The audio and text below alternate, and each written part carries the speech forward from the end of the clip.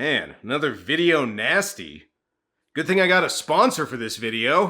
Thanks, Squarespace. That's right, Squarespace. The best way to make your own website, whether you're trying to launch that new business you've always wanted, or just want to show off what you're into. It doesn't matter what your passion is, whether it's painting, photography, blogging, or hey, maybe you're just a weirdo who likes to joke about old monster movies like me. You can build a website with Squarespace's easy-to-use design tools. They have a ton of different templates available, and they even let you sort by what you do, whether it's something artistic or related to sales. Squarespace has you covered. They also have a ton of other helpful features like site analytics, password-protected members-only pages, and finance and marketing tools. So if you're somebody who wants to join the thousands of other people who've used Squarespace to make their dreams a reality, just go to squarespace.com/BrandonTenold and sign up for your free trial. Then when you're confident your site's ready for launch, use the promo code BrandonTenold for 10% off your first purchase. Alright, let's get into it.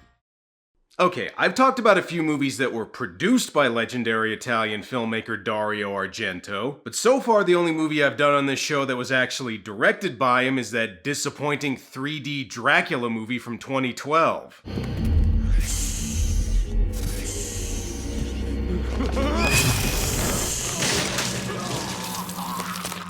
Yeah. Anyway, to change things up, I'm gonna do a movie that Argento directed back in the 80s when he was actually good. See, I can be fair on this show. Sometimes.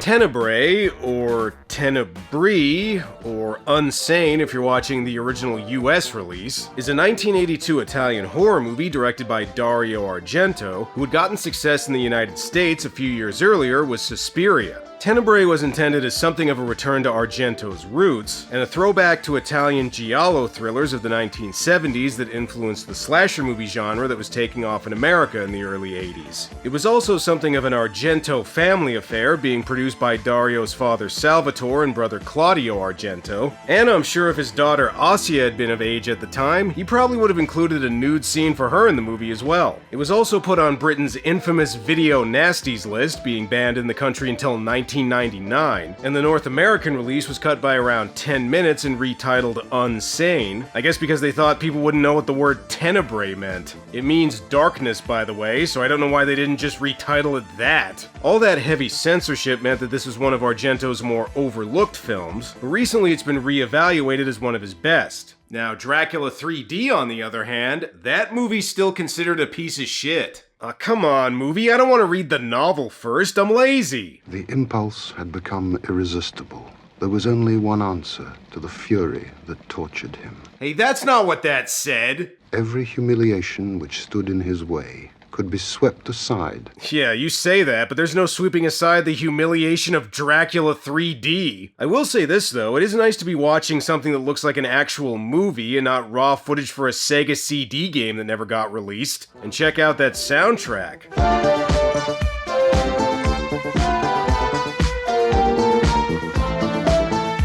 Okay, the music also kind of sounds like something from a Sega game, but in a good way.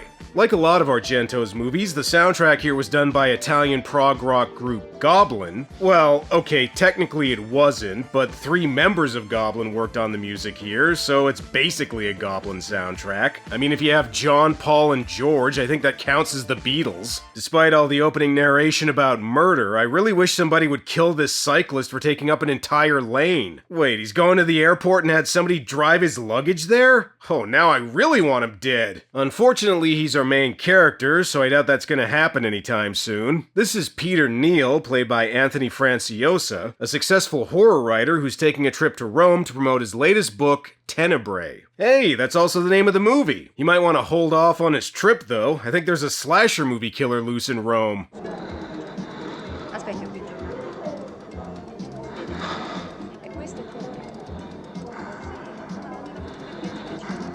I'm sure she'll be fine. Wait a second, shoplifting? Looks like there's 2 dangerous criminals in this store. Elsa Manny, 12 convictions for shoplifting. You should have learned by now. Wait, so she's a famous shoplifter? Is that a thing in Italy? How's she gonna get out of this one? Come on, give me a break. You're not gay, are you? Hey, I'm not gay. I'm gonna let you go and then have sex with you later just to prove it. Phew, that was a close one. I sure can't wait to relax and enjoy an evening of not being murdered. Ooh, guess that won't be happening. I have a feeling the killer is also the guy who was narrating at the beginning, mainly because he tears out pages of the book and chokes her with them. Okay, that might not be at the top of Argento's most memorable kills, but it's a hell of a lot less goofy than this.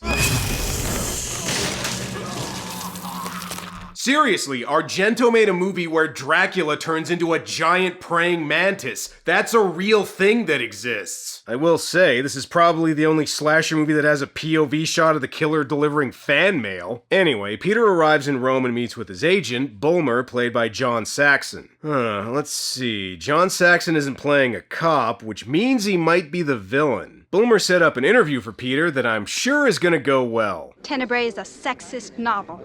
Why do you despise women so much? Women as victims, ciphers, the male heroes with their hairy macho bullshit.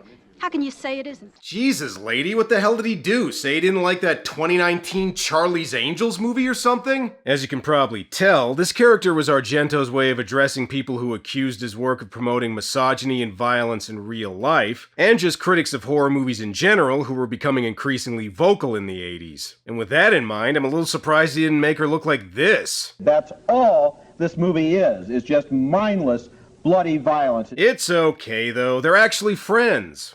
I guess. And speaking of things never changing... I didn't want them to think you had an entourage. They love your books, but they hate success. Nice to know things were the same even before the internet. Peter also meets his assistant Anne, played by Argento's then-wife Daria Nicolodi, as well as a local guy Bulmer hired named Gianni, but something went wrong with his luggage. Who could have done such a thing? I don't know, one of these guys? Man, how could this trip get any worse? I'm Captain Germani of the Rome Homicide Squad. I apologize, but the girl was killed 5 hours ago. Look, I just write books where women get killed. I don't do it in real life. Why does everybody think that? A girl called Alsamani, an inveterate shoplifter. Again with the shoplifting thing. Was that a huge problem in Italy? They almost mention it like it's a bigger deal than the murder. The police are talking to Peter because not only did the killer stuff pages from his book down her throat, but he also killed her with a straight razor like the killer in the novel. So clearly Peter's got an obsessed fan who really wants him to sign one of his murder photos. Only one thing can help this situation: a stiff drink. I'd offer you something harder, but you don't drink on duty, right?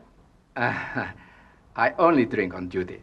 Does an Italian drink on duty? Most of them get hammered on their first paper route. The killer sent a letter to Peter, and the police are going to get busy solving this case right after they pound a few scotches. Regarding the look of this movie, it doesn't have the bright, oversaturated colors that Argento used on his previous couple movies that he became famous for in the US, but considering this was meant to be a throwback to the Giallo films made in the early 70s, including Argento's own films like The Bird with the Crystal Plumage, I think the more realistic colors here work with the tone of the movie. And we can't have a 70s Giallo throwback without an ominous call from the killer. Hello, Peter Neal speaking. Not anxiety or fear, but freedom. You wrote those words, page 46. Oh shit, it's the ASMR killer. Next he's gonna lick the microphone and it's gonna be really gross. The killer ends up getting away, but I just want to point something out. You notice how the cinematography here is actually moody and stylish and doesn't look like some random Sci-Fi Channel original movie that could have been directed by anybody? That was nice when Argento made movies like that, wasn't it? We even get some stylish flashback sequences in this movie.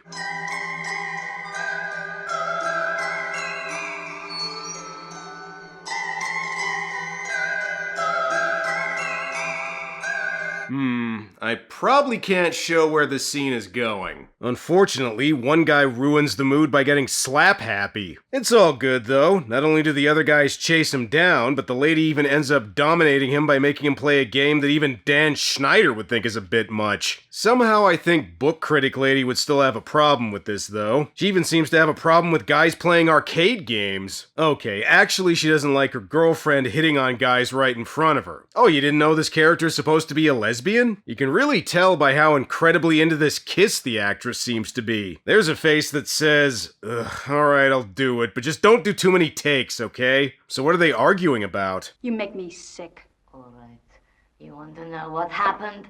He was terrific. He made you look pathetic when we made love.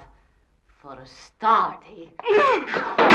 When did this go from a horror movie to a telenovela? And you can stop with the red herring, lady. We know you're not the killer. You're probably gonna be the next victim. I can't show all of this next part without risking the video getting flagged, but there's a memorable continuous shot that lasts over 2.5 minutes, where the camera pans around the lady's home, occasionally stopping to look in through the windows, almost like you're taking the point of view of a spirit voyeuristically looking in on him. Why? Because this was made back in 1982, when Argento actually gave a shit. And speaking of memorable camera work, just look at this next kill.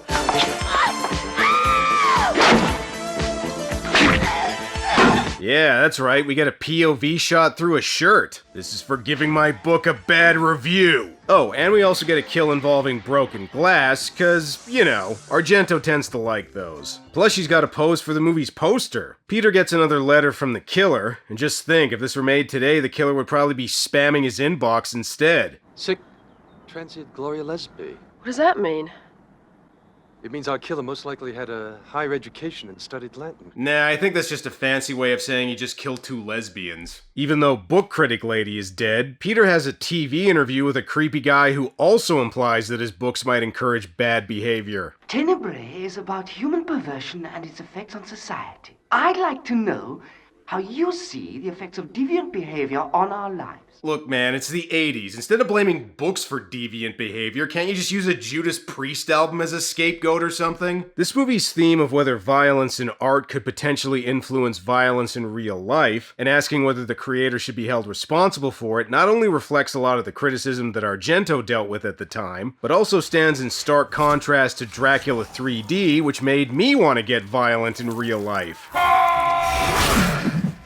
Okay, I know I keep bringing that up, but it is like night and day between these 2 movies. The police are still baffled as to who's committing the murders, but Peter has some ideas of his own. Could it be somebody I know? Yes. Spoiler alert. Of course, it doesn't help that just like in most Giallo movies, pretty much every incidental character is creepy. Hey, don't mind me, lady. I'm just standing here adding some spooky ambiance. I've even been working on my laugh.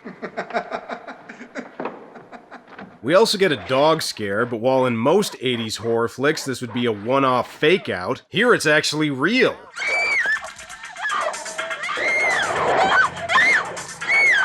Wait a second. Animal? Italian director? I think I know where this is going. Yep, I was right. Actually, I don't blame her for doing that, because believe it or not, the fucker is still chasing her. Jesus, are we gonna learn that the dog was actually the killer this whole time? Good news, you got away from the dog. Bad news, you just wandered into Ted Bundy's arts and crafts studio. I gotta say, the killer's got a pretty swank house. I wonder what the rent on a place like this would go for in Rome. I also see the Godzilla ninjas moved on to asking for more Italian horror reviews. Hopefully this video gets him to leave me alone for a little while. And he also seems to have moved on from murdering people with straight razors. Oh shit, a realistically done axe death. Usually I'm used to seeing ones where a person's head gets lopped off in one slice like their neck's made of butter. And I think she's dead, dude. The lawnmower is just overkill. You know, with so many murders happening around me, maybe I should leave Rome. Then again, I haven't seen the Colosseum yet, so I guess I could stay a little longer. Thank God Detective Germani's there to help him out. By the way, I finished your book. I guessed who the killer was on page 30. Page 30, never happened before. I'm saying your writing's getting hacky, Peter. Okay, time to run through the list of red herrings and see which one is most likely the killer. Cristiano Berti, the TV critic, called Tenebrae a novel about aberrant behavior, human perversion. Cristiano Berti lives only 3 blocks from here. This is paranoia. Maria's body was found in Eu. You could mention it to the captain. No way. Yeah, don't bother telling the police about the obvious creepy guy that's obsessed with your writing. Instead, just investigate the guy's place and look for clues yourself. I'm sure that'll go well. This is boring.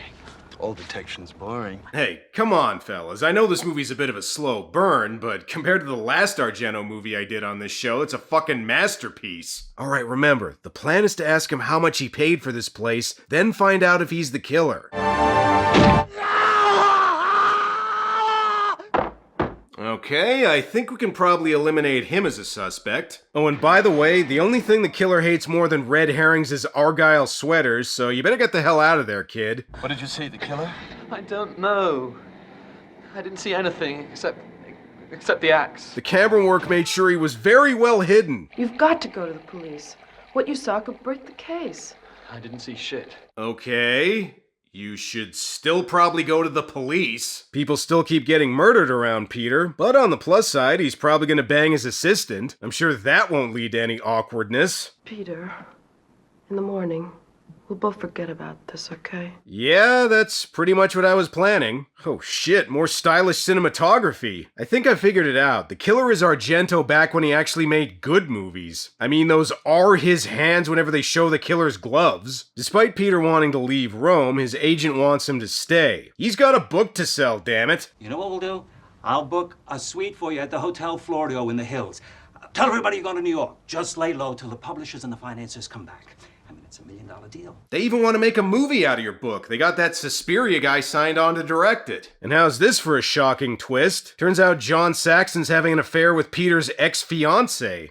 I feel so sleazy. Babe, it's an Italian horror movie. Everybody's a little sleazy here. Meanwhile, Peter tries to help the police with their investigation. Here, you can start by getting your fingerprints all over everything. You know, there's a sentence in a Conan Doyle book. When you have eliminated the impossible, whatever remains, however improbable, must be the truth. Yeah, I wouldn't eliminate the impossible just yet. I mean, this is an Argento movie. For all we know, something like this could happen.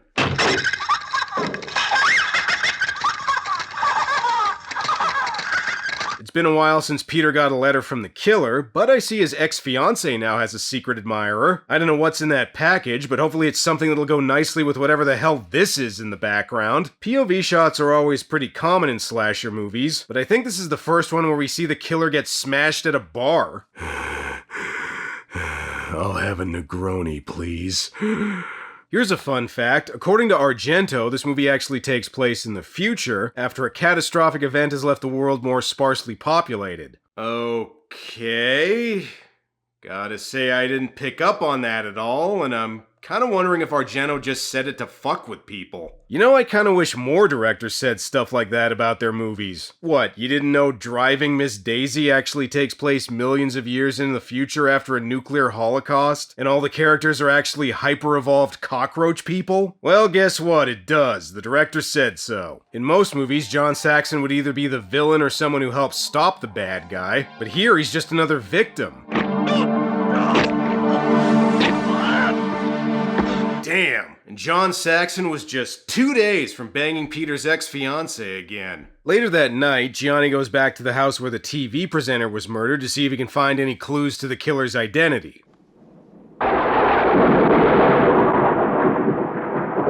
I'm sure he'll be fine. He does, however, remember one important detail that lets us know who the killer is. I killed them. I killed them all. Cristiano.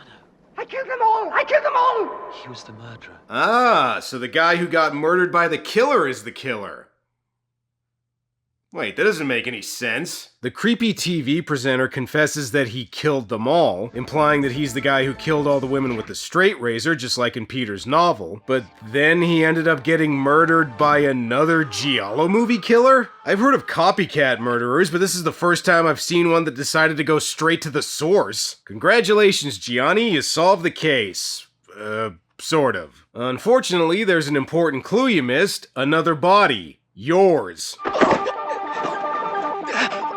Okay, on the one hand, by coming back to the crime scene, Gianni got to see who both killers were. Too bad he won't be able to tell anybody. I wish I could say the same for Jane, who apparently never heard of the phrase TMI. I did something so... it's like there are two people in me. Wait, so in addition to banging John Saxon, you got Eiffel Towered too? Really took that breakup with Peter hard, huh? Help me, please. Don't let me kill myself. Don't worry about that. Somebody else will take care of that for you. Damn, I was kind of wondering how this became a video nasty since so far it didn't have that much in the way of gore, but I see Argento saved the bloodiest kill for the climax. Seriously, this is the kind of blood-gushing kill you'd see in a Sam Raimi movie. Good people of Oz, fear me not! No, not that kind of Sam Raimi movie, this kind. And since the movie's already gonna get banned, fuck it, might as well get another axe kill in there too. So now that we're almost at the end, are you ready for the shocking revelation of who the killer is? Like the second killer, not like that first killer who got killed by like this killer, the second killer.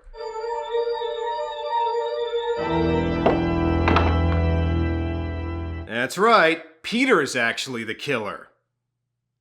Wait, what? Okay, I think I can explain this. Peter's actually the guy in the flashbacks who slapped that lady and then subsequently got held down and humiliated by her. And instead of developing a BDSM foot fetish like a regular deviant, he decided to go, I'll show you, and killed her, developing a deep-seated hatred for women that was reawakened when the TV presenter started killing people like in his novels. Okay, I guess that means book critic lady was sort of right when she implied that Peter putting violence against women in his art meant that he hated them in real life, but, Argento's still cool. Whenever he kills women, it's cute. Oh, and as for why Peter killed John Saxon, nobody bangs my ex, bro. I don't care if you were in Enter the Dragon. When you have eliminated the impossible, whatever remains, however improbable, must be the truth. I don't know if I should hate you or feel sorry for you. He's a murderer, so I'm gonna lean towards hating him. Okay, I'll go quietly, but at least let me shave first so it'll look good for my mugshot.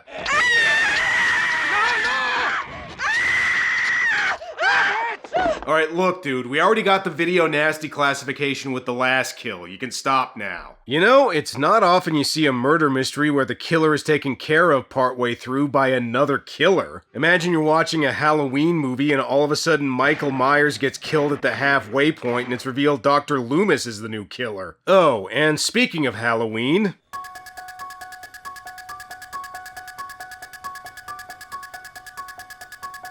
You know, even without the fake razor, I think Peter probably would have fooled them. This cop seems pretty oblivious to what's going on. Okay, now I definitely hate you and don't feel sorry for you. And you know the first rule of filmmaking, if you introduce a weird, out-of-place sculpture, you damn well better use it in the climax. Damn, death by abstract modern art. That's like the most Italian death ever. Oh, and don't expect any sort of epilogue, cause that's right where the movie ends. As I mentioned earlier, the movie was heavily cut and released as Unsane in North America, where it got mostly negative reviews. But after the release of the full uncut version, the film got reappraised and is now considered one of Argento's best. Well, I wouldn't go quite that far. This is still an interesting throwback to Argento's early work, after the colorful, supernaturally tinged works that made him popular in America. And for people whose only exposure to Argento is from my Dracula 3D video, this movie shows there was a time where he made finely crafted, well-photographed movies that had a big influence on the horror genre. If you're a fan of 70s Giallo flicks like Torso and Twitch of the Death Nerve, Tenebrae is one of the last films from that genre's golden age, which is fitting since Argento was one of its pioneers. So there you go, I actually did a good Argento movie. Hopefully that'll show people there's more to him than just CGI praying mantises. Well, it's all for now. Until next time. When the hell did my walls get painted?